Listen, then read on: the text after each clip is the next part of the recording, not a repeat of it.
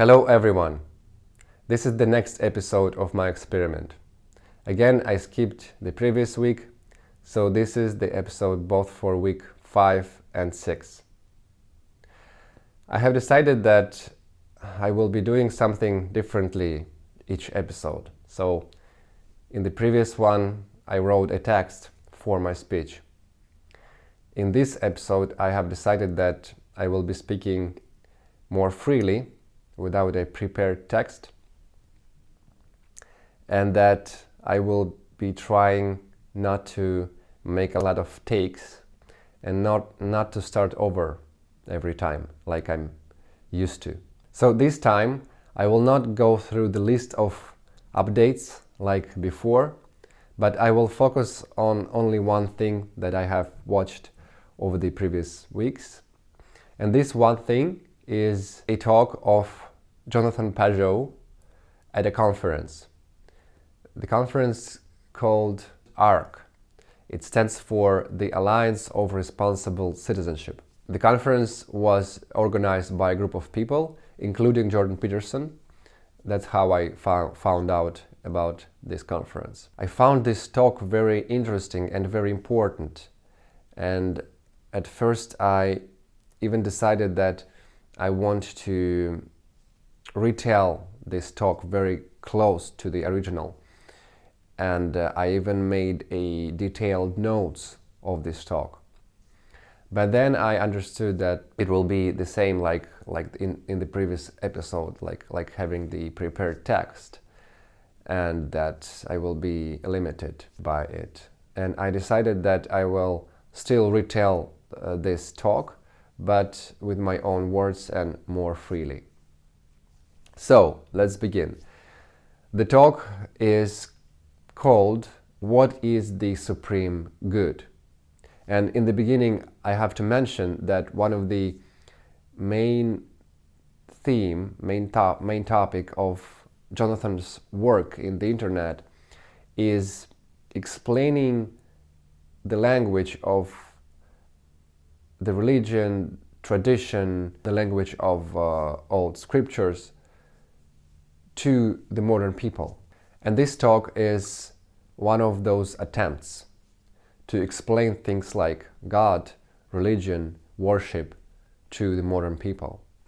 So the talk is called "What is the Supreme Good?" And Jonathan begins by saying that right now we are witnessing some kind of a meaning crisis in the West. A meaning crisis when people lost their values and lost the ability to perceive what is good. And then Jonathan calls the audience to remember what kind of ideas people had in the past about what is good, what is values.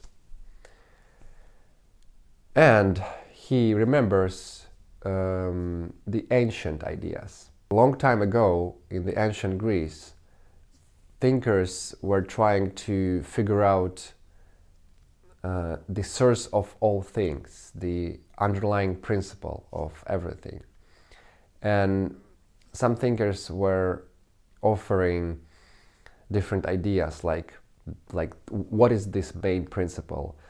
Some said it was water, some said it was fire, change. And there was one thinker called Democritus, which offered an idea that there's no underlying principle. There's no source of all things. That the world is just void. The world is just matter. The world consists of atoms, little unbreakable bits of stuff. And that's it. So that's how the world is organized. There was another thinker called Plato. And Plato came to a different idea. He said that besides the world of atoms, of stuff, there's also a world of ideas, the world of forms, and that there's a hierarchy of those forms. and the highest form is the form of the good. And Plato also mentioned that the purpose of the existence of all things in the world is to participate in this highest form, in the good. So we see that there are actually two questions about the world. First is how the world is organized, how things exist. And the second one is why things exist. So Democritus answered to the first question, how the world exists, and described the world as made of stuff, made of atoms. And he basically dismissed the second question, saying that there's no why, there's no underlying principle. But Plato was trying to answer both questions, however, probably more focusing on the second one, but still. So the answer to this question, why the world exists, why people exist, is mandatory to not having a meaning crisis, because meaning is the answer to the question why. And then Jonathan mentions that in big monotheistic religions of the world, the notion of God is very similar to the Plato's idea of the highest form of the good. And when people were converting to Christianity in the Greek world, they noticed that in the book of Genesis, it says that God created the world and saw that it is good. But then during the Enlightenment, it seems like the idea of Democritus emerged again and won. Now we think that the world only consists of stuff, that it is made of atoms, of forces and space-time and particles. And to ask the question why seems like an improper question. Modern people think that there is no why. By the way, here is my side note, that in business, for example, they realized a long time ago that the why is actually the most important question. It is the underlying question, and that everything else should be built on this question. That the first question is why we're doing this, why we're building business, then what we're doing, and then how. So actually, why is the first question and how is the last question. But that is in business. For some reason in a humanitarian area, it's not like that yet. So now it seems like modern people think that the underlying principle of the world is that the world is made of stuff, and then when they act on this principle, they come to a conclusion that in order to flourish, to be happy, people need to understand how stuff works and then learn how to create stuff, how to accumulate stuff, how to create better stuff. And Jonathan points out that all main political tendencies today are promoting this idea. That is communism, based on the ideas of Marx, fascism, arguably, but based on the ideas of Nietzsche, and libertarianism, based on the ideas of Ayn Rand. All of those three tendencies, systems, emphasizing this idea that we have to understand and create more stuff in order to be happy. In order to do that, we need three things: understanding, will, and power. Jonathan mentions that you can recognize modern materialistic atheistic system based on those three principles. All right, for technical reasons, I have to continue my recording from our kitchen. So let's continue. Now we have become very good at understanding how stuff works and at creating stuff. Now we have more stuff than ever in human history, at least in the West. Do people flourish and feel happy? Doesn't seem like that. At this moment of abundance, we witness loneliness, despair, refusal to have children, to reproduce basically, depression, suicides, wars. People often say things like, we have lost our values, the social fabric is fragmented, societies are breaking apart. So what's happening? Jonathan asks, and answers that actually Democritus was wrong. By the way, here is again my side note that Democritus was wrong even from the standpoint of the modern science, because atoms are not unbreakable bits of stuff. You can say, yeah, okay, but there are quarks now. All right, but how do you know that quarks are unbreakable? Anyway, the more important is that he was wrong in the sense that there is why question. Besides the how question, there is the why question, and we have to address this question as well. And we have to address the question why people exist, and the question what is good, and what is the relationships between people and this notion of good. Because if we don't address those questions, we lose our values, meaning that we lose what is good.